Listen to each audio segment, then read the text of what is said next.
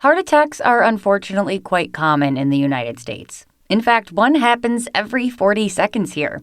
But what exactly is happening in your body during a heart attack? To tell us more, we are joined by Dr. John Mounsey, the Director of Cardiovascular Service Line, a professor of medicine, and the Chief of the Division of Cardiology.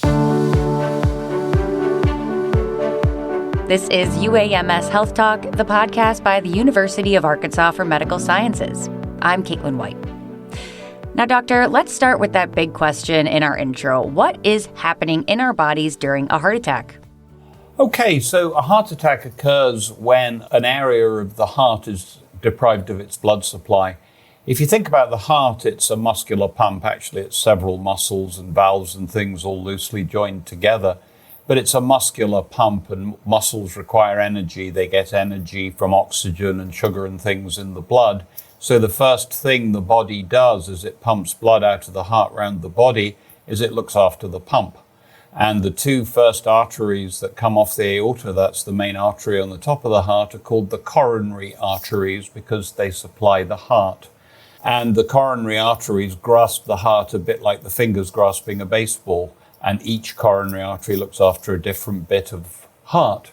And if there is buildup of plaque or fatty deposits in the walls of the arteries, then they can become blocked. If they become partially blocked, you can develop chest pain, and we call that angina. If they become completely blocked, then you develop a heart attack, and the little bit of heart looked after by that artery dies. So what causes a heart attack or causes that buildup? The buildup of blockages in the arteries around the heart is caused by buildup of cholesterol in the walls of the arteries.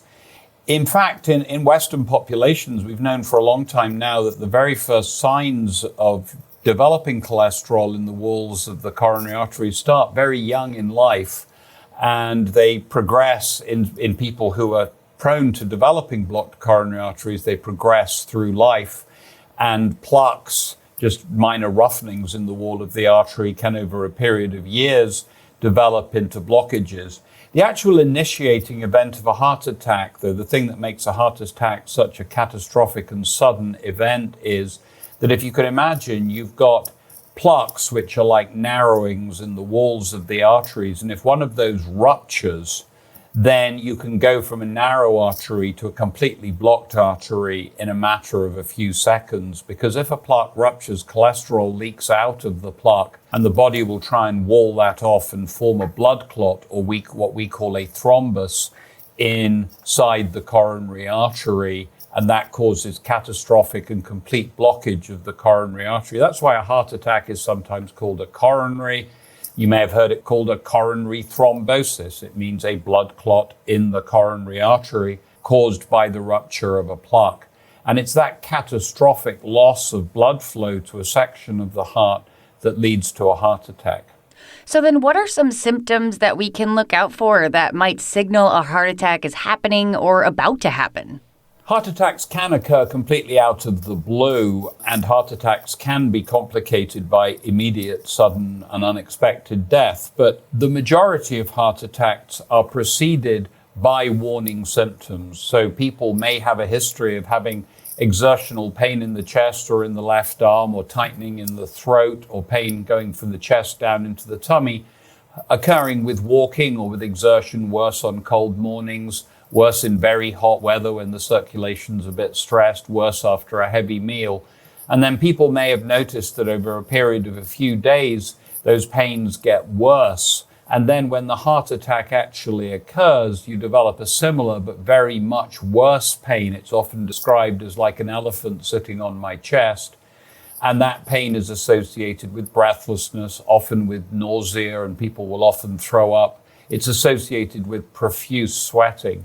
If you start to feel those things, or if you've known that you've had a bit of angina over a period of months or years and it suddenly starts to get worse, that's a time to dial 911 and get yourself to the hospital as quickly as possible. Because it's very easy for us to tell in the hospital if you're having a heart attack. We'd simply do an electrocardiograph or EKG, and that will tell us you either are or aren't having one. So even with that risk of being unexpected, who is at risk of having heart attacks in general? Heart attacks occur in people who are genetically susceptible to heart attacks, so they definitely run in families. We can't do anything about our genes, though, and a wise cardiologist once said to me, genetics is all the things we don't know how to measure, and I think that's certainly true. Heart attacks occur in smokers. Nobody should smoke.